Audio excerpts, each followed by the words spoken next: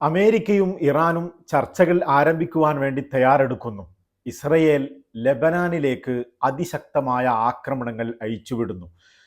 1000-ൽ പരം ആളുകൾക്ക് പരിക്കേൽക്കുകയും 200-ൽ പരം ആളുകൾ ഒരു സിംഗിൾ ഡേയിൽ തന്നെ മരിക്കുകയും ചെയ്ത ലെബനാൻ ആക്രമണം ഈ ഒരു ചർച്ചയെ ബാധിക്കുവാൻ പോകുന്നു. ഇറാനിലെ വിവിധ നേതാക്കൾ അബ്ബാസ് അറാക്ചി അടക്കം, ഇറാൻ പ്രസിഡന്റ് അടക്കം ലെബനാനിൽ ഇസ്രയേൽ നടത്തുന്ന ആക്രമണങ്ങൾ പാകിസ്ഥാനിൽ നടക്കുവാൻ പോകുന്ന ഈ ചർച്ചകളെ ബാധിക്കുമെന്ന് ഊന്നി പറയുന്നു.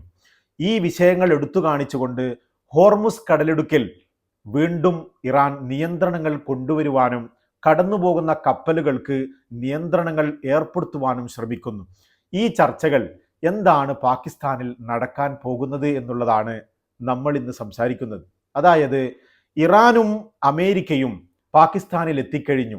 നമ്മൾ ഉദ്ദേശിക്കുന്നത് പോലെ അന്താരാഷ്ട്ര മാധ്യമങ്ങൾ റിപ്പോർട്ട് ചെയ്യുന്നത് പ്രകാരം ശനിയാഴ്ച രാവിലെ പാകിസ്ഥാനിൽ ഇസ്ലാമാബാദിലെ റെഡ് സോണിൽ വലിയ നിയന്ത്രണങ്ങൾ ഏർപ്പെടുത്തിയ ഈ മേഖലയിൽ സെറീന ഹോട്ടലിൽ ഇറാനും അമേരിക്കയും നേരിട്ടല്ലാതെ 2 മുറികളിൽ ഇരുന്നു കൊണ്ട് ചർച്ചകൾ ആരംഭിക്കും എന്നുള്ളതാണ്. പാകിസ്ഥാന്റെ പ്രതിനിധികൾ ഇരുവിഭാഗവും തമ്മിലുള്ള അവരുടെ വാചകങ്ങൾ, അവരുടെ അഭിപ്രായങ്ങൾ കൈമാറുകയും മറ്റും ചെയ്യും.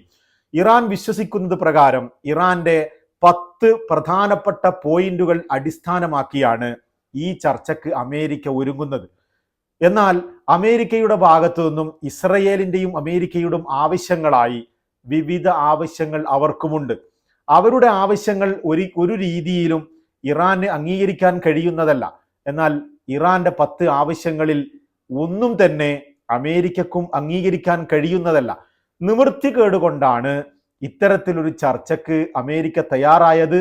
ഏതെങ്കിലും രീതിയിൽ വെടിനിർത്തൽ കൊണ്ടുവരണമെന്നും നിങ്ങൾ ചർച്ചയ്ക്ക് തയ്യാറാവണമെന്നും നിരവധി തവണ ആവശ്യപ്പെട്ടതിൻ്റെ, പാകിസ്ഥാൻ മുഖേന ആവശ്യപ്പെട്ടതിൻ്റെയും കൂടി ഫലമാണ് ഞങ്ങൾ ചർച്ചയ്ക്കില്ലെന്നും യുദ്ധം മുന്നോട്ട് പോകുമെന്നും പറയുന്നതിനിടയിൽ ഇത്തരത്തിലൊരു ചർച്ചയ്ക്ക് ഇറാൻ തയ്യാറായത് എന്ന് നമുക്കറിയാവുന്ന വിഷയമാണ്. എന്നിരുന്നാലും 10 പോയിന്റുകൾ അടിസ്ഥാനമാക്കിയുള്ള ഈ ചർച്ചയിൽ ഇറാന് വിജയം കാണുവാനാണ് സാധ്യത എന്ന് തന്നെ നമ്മൾ മനസ്സിലാക്കുന്നു.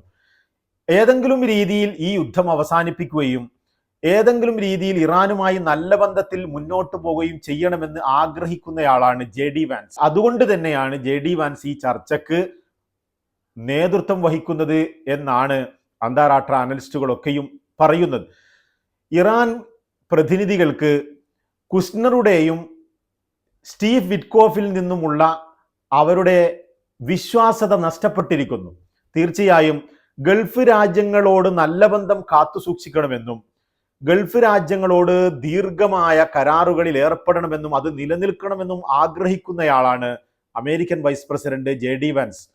JD വാൻസ് എന്തുകൊണ്ട് എന്നുള്ള ചോദ്യത്തിന് ഏറ്റവും വലിയ ഉത്തരം ഈ യുദ്ധത്തിന് JD വാൻസ് എതിരായിരുന്നു എന്നുള്ള റിപ്പോർട്ടുകൾ തന്നെയാണ്. അമേരിക്കൻ പ്രസിഡന്റ് ഇസ്രയേലിന്റെ കെണിയിൽ പെട്ടുപോവുകയും ഈ യുദ്ധത്തിലേക്ക് എടുത്തു ചാടപ്പെടുകയും ചെയ്തു. എന്നാൽ യുദ്ധത്തിന്റെ പ്രാരംഭഘട്ടത്തിലും യുദ്ധത്തിന് തയ്യാറെടുക്കുന്ന ഘട്ടത്തിലും യുദ്ധം നടന്നുകൊണ്ടിരിക്കുമ്പോഴും തങ്ങളുടെ സഖ്യകക്ഷികളുടെ സമാധാനം അസ്തമിപ്പിച്ചുകൊണ്ടുള്ള GCC രാജ്യങ്ങൾക്ക് അസമാധാനം ഉണ്ടാക്കിക്കൊണ്ടുള്ള യുദ്ധത്തിന് JD വാൻസ് എതിരായിരുന്നു എന്ന് ഔദ്യോഗികമല്ലാത്ത ചില റിപ്പോർട്ടുകൾ പുറത്തു വന്നിരുന്നു. തീർച്ചയായും സ്റ്റീവ് വിറ്റ്കോഫും കുഷ്നറും ഇറാനുമായി ഒരു ചർച്ച നടത്തിക്കൊണ്ടിരിക്കുന്നതിനിടയിലായിരുന്നു ടേബിളിലേക്കെന്നോണം ഈ ആക്രമണം ഇസ്രയേലും അമേരിക്കയും ഇറാനിൽ ആരംഭിച്ചത്. അതുകൊണ്ട് തന്നെ കുഷ്നറുടെയും വിറ്റ്കോഫിന്റെയും വിശ്വാസ്യത ഇറാൻ പൂർണ്ണമായും നഷ്ടപ്പെട്ടിരിക്കുന്നു ഇറാനിൽ എന്ന് വേണം പറയാൻ. അതുകൊണ്ട് JD വാൻസ്, കുഷ്നറും വിറ്റ്കോഫും ഉണ്ടെങ്കിൽ പോലും JD വാൻസിന്റെ നിയന്ത്രണത്തിൽ പാകിസ്ഥാനിൽ ചർച്ചകൾ ആരംഭിക്കും. എന്നാൽ ഈ ചർച്ചയിൽ ഇറാന്റെ ഭാഗത്ത് നിന്ന് ഇറാന്റെ പാർലമെന്റ് സ്പീക്കർ മുഹമ്മദ് ബാഗറും അതുപോലെ തന്നെ വിദേശകാര്യമന്ത്രി അബ്ബാസ് അറാക്ചിയും തുടങ്ങി നേതൃത്വത്തിലുള്ള അവരുടെ ഒരു സംഘമാണ് ഈ ചർച്ചയെ നയിക്കുക. എന്നാൽ ഇറാന്റെ ഭാഗത്ത് നിന്ന് IRGCയുടെ വ്യക്തികളുണ്ടോ, IRGCയെ പ്രതിനിധീകരിച്ചുകൊണ്ട് ആളുകളുണ്ടോ എന്നതിൽ കൃത്യമായ വ്യക്തത അന്താരാഷ്ട്ര മാധ്യമങ്ങൾക്ക് തരാൻ കഴിയുന്നില്ല. ഈ ചർച്ചയിൽ നേരിട്ട് പാകിസ്ഥാൻ പ്രൈം മിനിസ്റ്റർ ഷെരീഫ് പങ്കെടുക്കുമോ അതോ അസിം മുനീർ, ഫീൽഡ് മാർഷൽ അസിം മുനീർ പങ്കെടുക്കുമോ എന്നുള്ള വിഷയത്തിലൊന്നും ഒരു വ്യക്തതയും ഇപ്പോഴുമില്ല.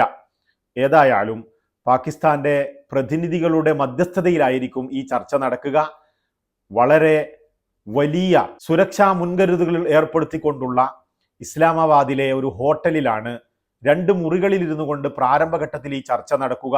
15 ദിവസത്തോളം ഈ ചർച്ച നീണ്ടുപോകുമെന്നും മറ്റുമൊക്കെയുള്ള വാർത്തകൾ വരുന്നതിനിടയിൽ യുദ്ധം ഒരു രീതിയിലും അവസാനിപ്പിക്കുവാൻ സമ്മതിക്കുകയില്ല എന്നാണ് ഇസ്രയേലി മാധ്യമങ്ങൾ ഇപ്പോൾ റിപ്പോർട്ട് ചെയ്യുന്നത്.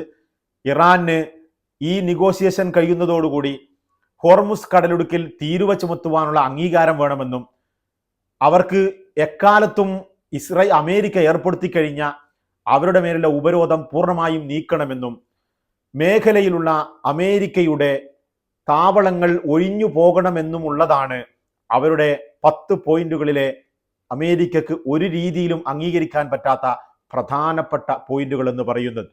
ഈ യുദ്ധം ആരംഭിച്ചത് ഇറാൻ യുറേനിയം സമ്പുഷ്ടീകരണം നടത്താൻ പാടില്ല എന്ന് പറഞ്ഞുകൊണ്ടാണെങ്കിൽ യുറേനിയം സമ്പുഷ്ടീകരണം നടത്താനുള്ള ഞങ്ങളുടെ അവകാശത്തെ അംഗീകരിക്കണം എന്നുള്ളതാണ് ഈ 10 പോയിന്റിലെ മറ്റൊരു പോയിന്റ് എന്ന് പറയുന്നത്.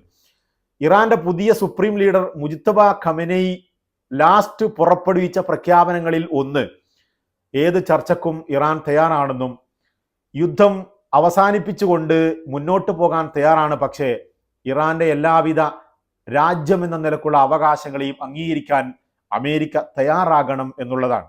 ഈ ചർച്ചയ്ക്കിരിക്കുമ്പോൾ ഇറാൻ പ്രതിനിധികളിലെ ഒരു വലിയ കരടെന്ന് പറയുന്നത് അമേരിക്കയുമായി ഇത്തരത്തിലൊരു സീസ്ഫയർ കരാറിൽ എത്തുകയും അമേരിക്കയുടെ സഖ്യകക്ഷിയായ ഈ യുദ്ധത്തിൽ പങ്കെടുത്ത ഇസ്രയേലിനെ ഈ ഒരു സീസ്ഫയറിൽ ഉൾപ്പെടുത്തുകയും എന്നാൽ ഇറാന്റെ ഭാഗം ചേർന്നുകൊണ്ട് ഇറാന്റെ സഖ്യകക്ഷിയായ ലെബനാനിനെ ഹിസ്ബുള്ളയെ ഈ ഒരു സീസ്ഫയറിൽ ഏർപ്പെടുത്താതിരിക്കുന്നതും ഇരട്ടത്താപ്പാണ് എന്നുള്ളതാണ്. അതുകൊണ്ട് തന്നെ ഈ ചർച്ചയ്ക്ക് തുടക്കം തന്നെ ഒരു കരട് വീണിരിക്കുന്നു എന്ന് തന്നെ വേണം പറയാൻ. ഇത്തരത്തിലാണ് അബ്ബാസ് അറാക്ചിയുടെയും ഇറാൻ പ്രസിഡന്റ് മസൂദ് പെസഷ്കിയാന്റെയും മറ്റുമൊക്കെയുള്ള പ്രസ്താവനകൾ. ഈ ഒരു സിംഗിൾ ഡേയിൽ തന്നെ ലെബനാനിലെ നിരവധി ആക്രമണം നടത്തിക്കൊണ്ട് ഇസ്രയേൽ ലോക നേതാക്കളുടെ വിമർശനങ്ങൾക്ക് വിധേയമായി എന്നുള്ളതാണ്. ലെബനാനിലെ ആക്രമണങ്ങൾക്ക് ലോകത്തുള്ള ബഹുഭൂരിപക്ഷം നേതാക്കളും എതിരാണ്. എന്നാൽ അമേരിക്ക പറയുന്നു ഈ ഒരു സീസ്ഫയറിൽ ലെബനാനെ ഉൾപ്പെടുത്തിയിട്ടില്ല എന്ന്. ഈ ഒരു സീസ്ഫയറിൽ ലെബനാൻ ഉണ്ടെന്ന് ഇറാൻ നിരവധി തവണ വാദിക്കുന്നു. ഈ ഒരു സീസ്ഫയറിൽ എന്തൊക്കെയാണ് ഉള്ളതെന്ന് ഞങ്ങളോടും പറയണമെന്ന് UAE അന്വേഷിക്കുന്നു. സീസ്ഫയർ നിലവിൽ വന്നതിന് ശേഷവും ഡ്രോൺ ആക്രമണങ്ങൾ ഞങ്ങളെ ബാധിച്ചു എന്ന് കുവൈത്ത് അവകാശപ്പെടുന്നു. എന്നാൽ ആ ആക്രമണങ്ങളൊന്നും ഞങ്ങളുടെ ഭാഗത്ത് നിന്ന് ഉള്ളതല്ല എന്ന് IRGC ഒരു പ്രസ്താവന ഇറക്കിയിട്ടുണ്ട് എന്നുള്ളതാണ്. ഈ ഒരു സീസ്ഫയർ നിലവിൽ വന്നതിന് ശേഷം നിരവധി ഗൾഫ് രാജ്യങ്ങളിലേക്ക് ഇൻക്ലൂഡിങ് UAE അടക്കമുള്ള രാജ്യങ്ങളിലേക്ക് ആക്രമണങ്ങൾ വന്നു എന്ന് പ്രാരംഭ ദിവസങ്ങളിൽ തന്നെ റിപ്പോർട്ട് ചെയ്യപ്പെട്ടിട്ടുള്ളതാണ്. പക്ഷേ സീസ്ഫയർ നിലവിൽ വന്നതിന് ശേഷം ഒരാക്രമണവും ഞങ്ങൾ അയച്ചുവിട്ടിട്ടില്ല എന്ന് IRGC വളരെ വ്യക്തമായി പറയുന്നു. യുദ്ധം തുടങ്ങിയത് മുതൽ തന്നെയുള്ള ഒരു അവ്യക്തതയാണ്. ചില സ്ഥലങ്ങളിലേക്ക് ആക്രമണങ്ങൾ പോവുകയും എന്നാൽ അത് ഞങ്ങളല്ല നടത്തുന്നത് എന്ന് ഇറാൻ പറയുകയും ചെയ്യുന്നു. എന്നാൽ ഇതിൻ്റെ പിന്നിൽ മറ്റാരെങ്കിലും കളിക്കുന്നുണ്ടോ എന്നുള്ള ഒരു വലിയ ചോദ്യം ഇതിനിടക്കൊക്കെയും അന്താരാഷ്ട്ര സമൂഹത്തിൽ നിലനിൽക്കുകയും ചെയ്യുന്നുണ്ട്. ആ ചോദ്യം സീസ്ഫയർ നിലവിൽ വന്നതിന് ശേഷവും ഇത്തരത്തിലുള്ള ആക്രമണങ്ങൾ കുവൈത്തിലേക്കും മറ്റും നടക്കുന്നതുകൊണ്ട് ചോദ്യത്തിന് കൂടുതൽ ഫലമുള്ളതാക്കി മാറ്റുന്നു, ഇസ്രയേലിനെ സംശയത്തിന്റെ നിഴലിലാക്കുന്നു എന്ന് തന്നെ വേണം ഇത് പറയാൻ. ഇത്തരം സംഭവങ്ങൾ ചെയ്യാൻ ഇസ്രയേൽ മടിക്കില്ലെന്ന് അന്താരാഷ്ട്ര സമൂഹം വിശ്വസിക്കുന്നു. കാരണം ലോകത്തുള്ള എല്ലാ നിയമങ്ങളെയും കാറ്റിൽ പറത്തിക്കൊണ്ട് മുന്നോട്ട് പോകുന്ന ഒരു രാജ്യമാണ് ഇസ്രയേൽ എന്നുള്ളത് ലോക മനസാക്ഷിക്ക് അറിയാവുന്ന ഒരു വിഷയമാണ്.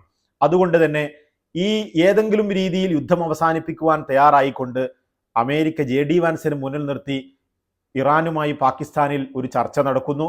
ഞങ്ങളുടെ അവകാശങ്ങൾ ഹോർമുസ് ഞങ്ങളുടെ കടലാണെന്നും അതിലൂടെ പോകുന്ന കപ്പലുകൾ ഇനി ചാർജ് ഈടാക്കപ്പെടുന്നതാണെന്നും ഇറാൻ വാദിക്കുന്നു. അതുപോലെ ഞങ്ങളുടെ എല്ലാ അവകാശങ്ങളെയും അംഗീകരിക്കണമെന്നും ഉപരോധങ്ങൾ നീക്കണമെന്നും ഇറാൻ വാദിക്കുന്നു. അത്തരത്തിൽ സംഭവിച്ചാൽ ഈ യുദ്ധം കൊണ്ട് ഇറാന് വലിയ ഉപകാരമുള്ളതായി മാറുമെന്ന കാര്യത്തിൽ യാതൊരു സംശയവുമില്ല. ഒരു രീതിയിലും അമേരിക്കയുമായി ഒരു ചർച്ചയിൽ ഏർപ്പെട്ടുകൊണ്ട് ഒരു തീരുമാനത്തിൽ കരാറിലെത്തുവാൻ ഇസ്രയേൽ അംഗീകരിക്കുകയില്ല, അനുവദിക്കുകയില്ല എന്ന് നമുക്കറിയാവുന്ന വിഷയമാണ്. യുദ്ധം ഞങ്ങൾ അവസാനിപ്പിക്കുകയില്ല എന്നാണ് ഇപ്പോൾ അവസാനത്തിൽ ഇസ്രയേലി മാധ്യമങ്ങൾ റിപ്പോർട്ട് ചെയ്യുന്നത്. എന്നാൽ ലബനാനിൽ നടത്തുന്ന ആക്രമണങ്ങൾ അവസാനിപ്പിക്കുവാൻ വേണ്ടി ലബനാനുമായി നേരിട്ട് ചർച്ച നടത്താൻ ഞാൻ ഉത്തരവിട്ടു എന്ന് ബെന്യാമിൻ നെതന്യാഹു പറയുന്നുണ്ടെങ്കിലും ഹിസ്ബുള്ളയും ഇസ്രയേലും നിരന്തരം തുടർന്നും ആക്രമണങ്ങൾ നടത്തിക്കൊണ്ടിരിക്കുന്നതിനിടയിലാണ് പാകിസ്ഥാനിൽ ചർച്ച ആരംഭിക്കുവാൻ പോകുന്നത്. ചർച്ച എവിടം വരെ എത്തും, തീരുമാനത്തിലെത്തുമോ, വല്ല കരാറിലേക്കും അമേരിക്കയും ഇറാനും എത്തുമോ എന്നുള്ളതൊക്കെ വരും ദിവസങ്ങളിൽ നമുക്ക് നോക്കിക്കാണാം. തൽക്കാലം വിട, വീണ്ടും കാണാം.